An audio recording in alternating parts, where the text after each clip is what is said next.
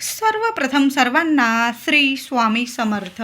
स्वामी महाराजांच्या कृपेने तुमच्या सर्व चांगल्या इच्छा पूर्ण होत ही स्वामींचरणी प्रार्थना करते आणि आजच्या व्हिडिओला सुरुवात करते. 12 ऑगस्ट 2026 बुधवार दिवशी आषाढ अमावस्या म्हणजे दीपपूजनाची वर्षाची सर्वात मोठी अमावस्या आलेली आहे.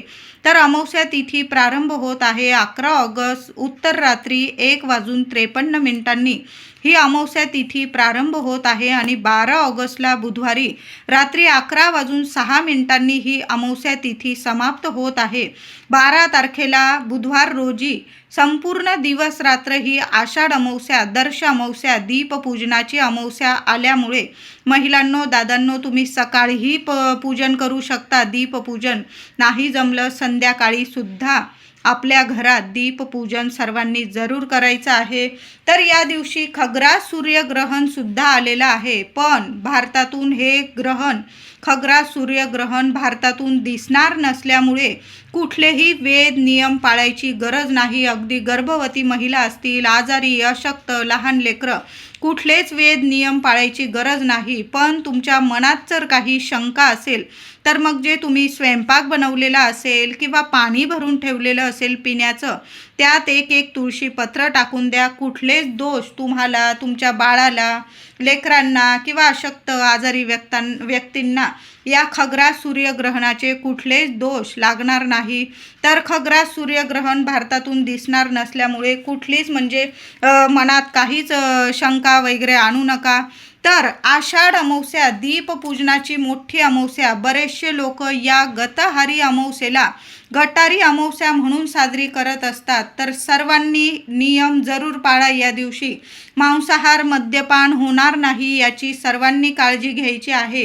ही गटारी अमावस्या म्हणून साजरी न करता दीपपूजन करून आपल्या घरात गोडाधोडाचा नैवेद्य दाखवून आपलं वर्ष कसं सुख समृद्धीचं गोडाचं जावं, घरात शुभ मंगल गोष्टी घडून याव्या या दिव्यांच्या साक्षीने वर्षभर आपल्या घरात लक्ष्मी नांदावी, घरात शुभ गोष्टी घडून याव्या म्हणून दीपपूजन करून हा दिवस साजरा करायचा आहे.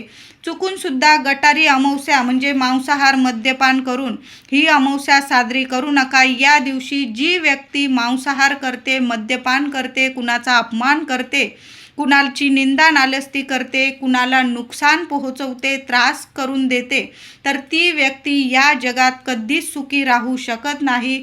तिच्या डोक्यावर भरभरून पापांची वृद्धी होत राहते आणि तिला क्षमा देवांकडून कधी मिळत नाही. म्हणून या दिवशी चुकून सुद्धा कुणाचा अपमान करू नका, कुणाला त्रास होईल अशा गोष्टी करू नका. तशा तर या गोष्टींचे नियम नेहमीच पाळावे, पण अशा मोठ्या तिथींना जरूर आवर्जून हे नियम पाळा आणि ही अमावस्या दीपपूजन करून साजरी करायची आहे. चुकून सुद्धा मांसाहार मद्यपान करू नका. तर अमावस्या तिथीत तुम्हाला कुणी काही वस्तू दिल्या तर चुकून सुद्धा घ्यायची चूक करू नका आणि खायची चूक तर अजिबात करू नका. तुम्हाला पांढरी मिठाई दिली, कुणी दही साखर दिलं, ओलं खोबरं दिलं किंवा पांढऱ्या वस्तू दिल्या खायच्या वगैरे तर घेऊ नका आणि चुकून सुद्धा खायची चूक करू नका.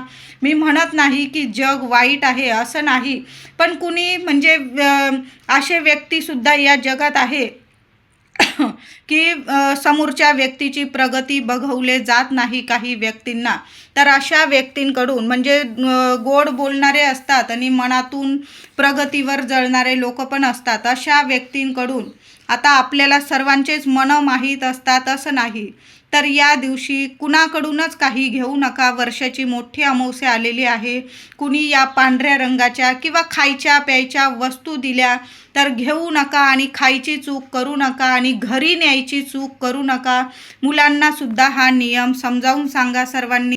दीपपूजनाची अमावस्या या दिवशी दिव्यांची पूजा कशी करावी थोडक्यात सांगते. तर या दिवशी घरात जेवढे दिवे असतील तुमच्या नवे जुने घसून पुसून स्वच्छ करा. तुम्ही आदल्याच दिवशी जरी अमावस्येच्या आदल्याच दिवशी जरी घसून पुसून स्वच्छ करून ठेवले तरीही चालेल. अमावस्येला एका पाटावर लाल कपडा अंथरून घ्यायचा आहे. तुम्ही जर देवघरात पूजा करत असाल तर तुम्ही तसं करू शकता किंवा तुम्ही एका पाटावर वेगळी पूजा मांडली तरीही चालेल. पाटा कलशावर प्रथम गणपती बाप्पांची स्थापना करून घ्या. 2 विड्याची पानं सुपारी मांडून प्रथम गणपती बाप्पांची पूजा करा. नंतर सर्व दिवे ठेवायचे आहे पाटावर. दिव्यांखाली आसन, अख्खे तांदूळ, अक्षता, थोडी थोडी तांदळाची रास करा. त्यावर दिव्यांची स्थापना करायची आहे. पाटाभोवती थोडी रांगोळी काढा. हळदी, कुंकू, पिवळी फुलं, दुर्वा, आघाडा अर्पण करून प्रथम गणपती बाप्पांची पूजा करा. नंतर हळद, कुंकू, पिवळी फुलं किंवा लाल फुलं, दुर्वा, आघाडा अर्पण करून सर्व दिव्यांची पूजा करून घ्यायची आहे. गोड नैवेद्य दाखवा. तुम्ही खीर बनवलेली असेल किंवा शिरा, तुम्ही जो गोड नैवेद्य बनवलेला असेल, दूध, साखर, खडी साखर, गूळ, खोबरं याचा नैवेद्य, गोड नैवेद्य दाखवून घ्यायचा आहे. देवघरात सुद्धा नैवेद्य दाखवा. वेगळी पूजा पाटावर मांडलेली असेल, दिव्यांना सुद्धा नैवेद्य दाखवा. या दिवशी 1, 5, 7, 9, 11 कणकेचे दिवे तयार करून आपल्या घरातील देवांना, दिव्यांना आणि नंतर मुलांना ओवाळायची परंपरा आहे, जुनी परंपरा आहे. तर कणकेचे दिवे कसे बनवावे? तर साधी कणिक घ्यायची आहे, गव्हाचं पीठ घ्यायचं आहे, त्यात गूळ आधी पाण्यात विरघळून घ्या. थोड्या वेळ गूळ पाण्यात टाकून ठेवा. तुम्हाला जेवढं कणिक मळायला पाणी लागेल तेवढं पाणी घ्या. जेवढा गूळ लागेल तुम्हाला त्या पाण्यात टाकून द्या. तो गूळ वितळल्यानंतर, विरघळल्यानंतर तुम्ही कणिक मळून घ्यायची आहे आणि एकमुखी दिवे तुम्हाला 1, 5, 7, 11 अशा पद्धतीने दिवे तुम्ही बनवून घ्यायचे आहे. आता एवढे नाहीच बनवता आले तर महिलांनो काय करायचं आहे? थोडीशी कणिक, गूळ घालून कणिक मळून घ्या आणि एक चौमुखी दिवा जरी बनवून घेतला ना तुम्ही तरीही चालेल. चौमुखी दिवा बनवा. त्यात तिळाचं तेल असेल, जे तेल असेल तुमच्याकडं, देवांच्या दिव्यांसाठी जे तेल वापरतात ते तेल टाका. एका ताटलीत किंवा ताटात तो दिवा ठेवा. दिव्याखाली थोड्याशा अक्षता ठेवा. हळदी, कुंकू, फुलं वाहून त्याची दिव्याची पूजा करा आणि चारी दिशांनी तो दिवा प्रज्वलित करून घ्यायचा आहे. देवांना, दिव्यांना ओवाळून घ्या आणि नंतर तुम्ही मुलांचं, की मुलगी असेल, मुलगा असेल, तुमचा वंशाचा दिवा लेकरांना जरूर औक्षण करा. बघा, चौमुखी दिव्याने सुद्धा तुम्ही मुलांचं औक्षण करू शकता. तुमची जशी परंपरा असेल, दीपपूजनाची अमावस्या जशी साजरी करताना अगदी तशाच पद्धतीने साजरी करायची आहे. तुम्ही जसे कणकेचे गूळ घालून कणकेचे दिवे बनवता, 2 बनवा, 5 बनवा, 7, 9, 11 जसे बनवता तशा पद्धतीने बनवा. नाही जमलं, एक चौमुखी दिवा मी सांगितलं, चौमुखी कणकेचा गूळ घालून कणिक मळा आणि चौमुखी दिवा बनवा. ताटात ठेवा, पूजा करा त्या दिव्याची. देवांना ओवाळून घ्या, दिव्यांना ओवाळून घ्या. तुमच्या मुलांना त्या दिव्याने ओवाळू शकता. नंतर तो दिवा काय करायचा? आता बऱ्याच लोकांना प्रश्न पडतो, आपण दीपपूजनाला आषाढ अमावस्येला कणकेचे गूळ घालून कणकेचे दिवे बनवतो, उकडवून दिवे बनवतो, तर त्या उकडलेल्या दिव्यांचे काय करावे? आपण देवांना, दिव्यांना, मुलांना ओवाळून घेतो. नंतर ते दिवे काय करायचे? तर मग तुम्ही वाहत्या पाण्यात सोडू शकता, विसर्जन करू शकता किंवा घराजवळ जर पिंपळाचं झाड असेल, औदुंबराचं झाड असेल, तिथं जरी तुम्ही ठेवून आला चालेल. यामुळे काय होईल ना, कणी गूळ, जे किडे मुंगळे असतील तिथं, पक्षी वगैरे असतील, त्यांचं पोट भरेल आणि आपल्या 7 पिढ्यांचा पितृदोषसुद्धा दूर होईल. म्हणून कणकेचे दिवे कुठंच फेकून वगैरे देऊ नका. सर्वांना खरंच विनंती आहे, एखादं झाड असेल तिथं कोपऱ्याला ठेवून या.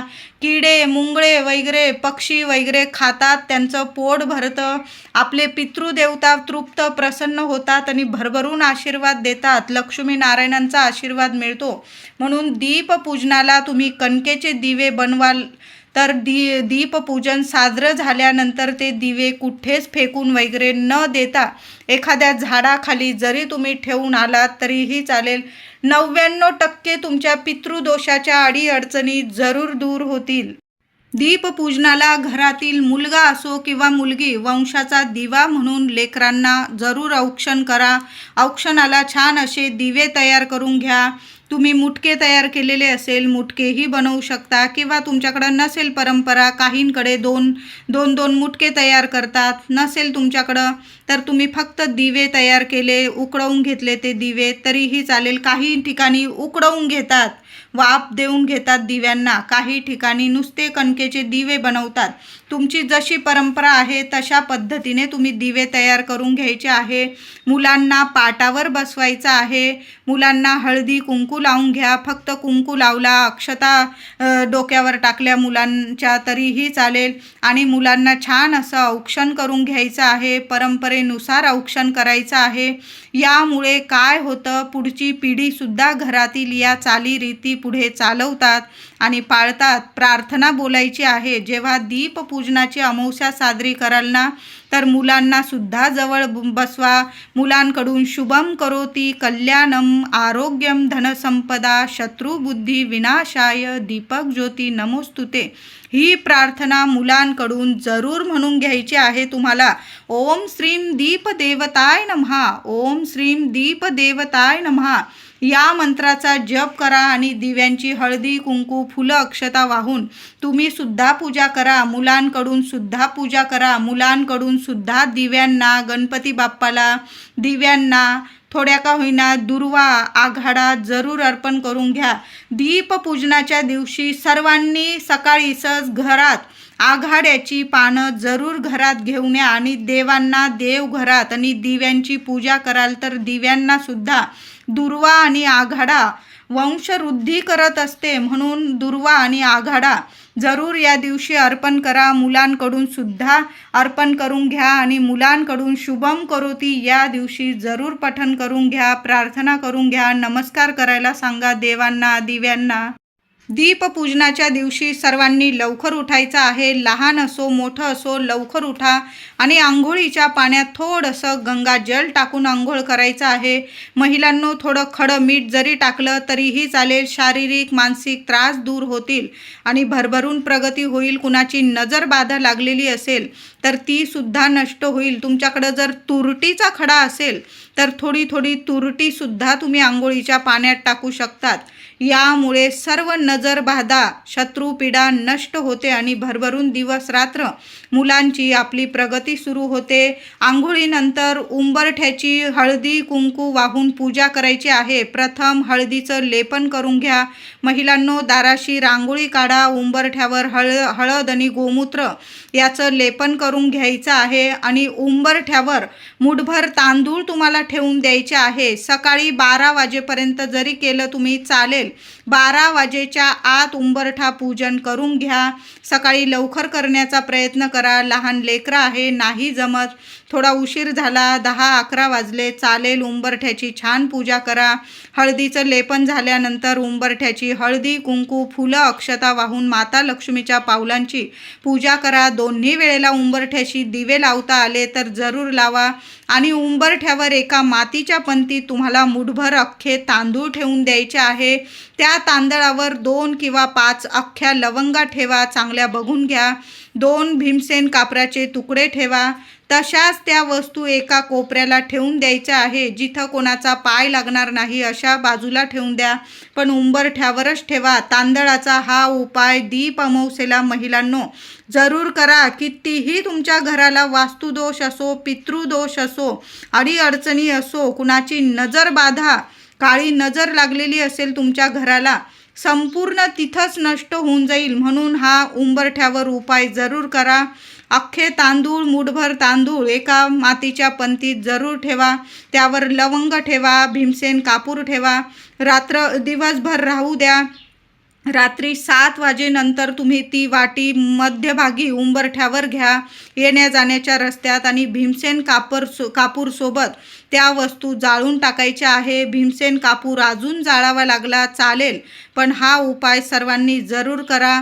जसे ते तांदूळ जळतात, तो कापूर जळतो, त्या लवंगा जळतात ना, तर घराची इडापिडा, नजरबाधा, शत्रुपीडा तिथंच नष्ट होते आणि घराचा वास्तुदोष जो पितृदोष असतो तो नष्ट होऊन आपली वास्तू प्रसन्न होते. आपले पितृदेवता प्रसन्न होतात. माता लक्ष्मी प्रसन्न होऊन भरभरून आशीर्वाद देतात. येते आणि आपलं घर उंबरठा सोडून कधीच कुठं जात नाही, स्थिर स्वरूपात अखंड स्वरूपात आपल्या घरात वास करते. म्हणून महिलांनो, दीपपूजनाला अमावस्येला हा उपाय जरूर करा. आता नंतर उरलेले तांदूळ असेल, वस्तू असतील, काय कराव्या तर एखाद्या झाडाखाली टाकून द्या. ते तांदूळ जसे खातील पक्षी वगैरे तसेच सुद्धा तुमचे पितृदेव प्रसन्न होतील. म्हणून तांदळाचा हा उपाय सर्वांनी जरूर करा. या दिवशी छान अशी शेगडीची पूजा करायची आहे. उंबरठ्याची पूजा करून झाल्यानंतर लगेच महिलांनो शेगडीची पूजा करून घ्या. आधी मांसाहार वगैरे केलेला असेल शेगडीवर तर शेगडी स्वच्छ पुसून घ्या, किंवा धुवत असाल तुम्ही पाण्याने तर धुवून घ्यायचं आहे. शेगडीवर हळदी कुंकू ओलं करा आणि त्या हळदी कुंकवाने, ओलं हळदी कुंकवाने एक स्वस्तिक काढा. स्वस्तिकच्या आजूबाजू 2-2 रेषा काढा. हळदी कुंकू, फुलं, अक्षता असं वाहून तुम्ही पूजा करून घ्यायची आहे. शेगडीला दोन्ही हात लावा. माता अन्नपूर्णेला तुम्हाला प्रार्थना करायची आहे. अग्निदेवतेला प्रार्थना करा. तुमच्या मनात जी प्रार्थना असेल, इच्छा असेल ती सांगायची आहे की माझ्या घरात अखंड अन्नपूर्णे मातेचा वास राहू दे. कधीच अन्न धान्य स्वयंपाकाला कधीच कशाला कमी पडायला नको, अशी साध्या सोप्या पद्धतीने प्रार्थना करा शेगडीला हात लावून. आणि शेगडी जवळ एक गाईच्या तुपाचा अगदी काही सेकंद जरी चालला ना तो दिवा, पण प्रथम खालून गॅस शेगडी म्हणजे जो स्विच असेल तुमचा गॅसचा तो रेग्युलेटर बंद करून घ्या आणि मग गॅसजवळ तुम्हाला एक दिवा लावायचा आहे. काही सेकंद चालला तरीही चालेल.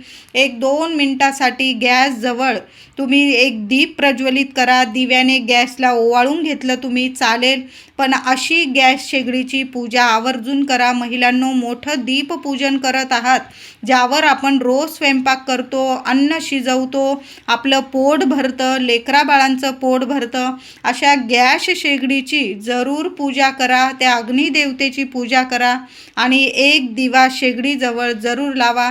आणि मग तुम्ही गोडाधोडाचा नैवेद्य बनवला गॅसवर, बघा कधीच तुमच्या घरात कशालाच कमी पडणार नाही आणि अन्नधान्य भरभराट होईल. कधीच कुठल्या गोष्टीला कमी पडणार नाही आणि आरोग्य लाभेल तुम्हाला. जे पण अन्न बनवाल ना तुम्ही त्यात इतकी वृद्धी होत राहील, म्हणजे तुमच्या घरात अन्नधान्य पुरवठा साठून राहील. अन्नधान्य कधीच कमी पडणार नाही. अशा पद्धतीने गॅस शेगडीची पूजा दीप अमावस्येला प्रत्येक महिलेने सकाळी आंघोळीनंतर जरूर करा. या दिवशी देवघरातील देवांची छान अशी दुधाने अभिषेक करून पूजा करा. महिलांनो, जेव्हा दिवे धुवाल तेव्हा सुद्धा थोडंसं दूध दिव्यांवर जरूर टाका. नसेल टाकता आलं तर देवांना तरी गाईच्या दुधाने जरूर अभिषेक करा. जेवढे देवी देवता असतील प्रथम स्वच्छ पाण्याने, नंतर दुधाने, पुन्हा स्वच्छ पाण्याने सर्व देवी देवतांची मूर्ती स्वच्छ पुसून घ्या. देवघरात छान लाल कपडा, पिवळा कपडा अंथरा. त्यावर तांदळाची रास करा प्रत्येक देवांच्या खाली आणि मग देवांची स्थापना तांदळाच्या राशीवर करा. नंतर ते तांदूळ तुम्ही पक्ष्यांना घालू शकता किंवा तुमचा मोठा डबा असेल तांदळाचा त्यात जरी टाकलं, अन्नधान्य कशालाच कमी पडणार नाही. अशा पद्धतीने देवांना पूजा करायची आहे. हळदी कुंकू, फुलं, अक्षता, दुर्वा, आघाडा जरूर अर्पण करा. देवांना सुद्धा अर्पण करा. माता लक्ष्मीची मूर्ती असेल, मोठी अमावस्या आहे, माता लक्ष्मीला 21 वेळा तरी 11 वेळा 21 वेळा ओम श्रीम नमः कुंकुमार्चन करा. लाल फुलं देवी आईला अर्पण करा. महालक्ष्मी अष्टक महिलांनो 8 वेळा 16 वेळा या दिवशी महालक्ष्मी अष्टक संध्याकाळी पठण केलं तुम्ही शांततेत तरीही चालेल, पण माता लक्ष्मीची सेवा आवर्जून करा. देवी आईला खिरीचा नैवेद्य दाखवा या दिवशी. नंतर तो खिरीचा प्रसाद आपल्या मुलांना द्या. माता लक्ष्मीची मुलांवर कायम कृपा राहते. तर अशा पद्धतीने देवी आईची सेवा जरूर करा. आणि माता लक्ष्मीची सेवा केव्हा पूर्ण होते? जेव्हा भगवान श्री हरी विष्णूंची सेवा होते. एक माळ का होईना ओम नमो भगवते वासुदेवाय नमः, ओम नमो भगवते वासुदेवाय नमः या मंत्राचा जप करा. किंवा यूट्यूबवर तुम्ही विष्णू सहस्त्रनामावली ऐकू शकता, व्यंकटेश स्तोत्र पठण करू शकता. या दिवशी लक्ष्मीनारायणांची सेवा आवर्जून करायची आहे. आता बऱ्याच महिलांना प्रश्न पडला असेल की त्या दिवशी ऑफिस वगैरे आहे, मग दीपपूजन केव्हा करू? तर महिलांनो, तुम्ही सकाळी लवकर उठून सुद्धा दीपपूजन करू शकता. नाही सकाळी जमलं, संध्याकाळी जरी केलं तुम्ही तरीही चालेल. फक्त दुपारी 12 ते 1 हा राहू काळ असणार आहे. या वेळात या काळात चुकून सुद्धा वर्षाचं मोठं दीपपूजन करू नका. हा राहू काळ आहे, अशुभ काळ आहे. तुम्ही जर राहू काळ पाळतात तर दुपारी 12 तारखेला बुधवारी दुपारी 12 ते 1 हा राहू काळ सोडून द्या. बाकी संपूर्ण दिवस रात्र हा शुभच आहे. मुलांचं औक्षण असेल या 12 ते 1च्या दरम्यान 1 तासात फक्त करू नका. दीपपूजन या वेळेत करू नका. बाकी सकाळी संध्याकाळी तुम्ही करू शकता. मुलांवरून एक वस्तू या दिवशी जरूर उतरवून टाका. महिलांनो, थोडेसे तांदूळ घ्या उजव्या हातात, मुलांना पूर्व पश्चिम उभं करा.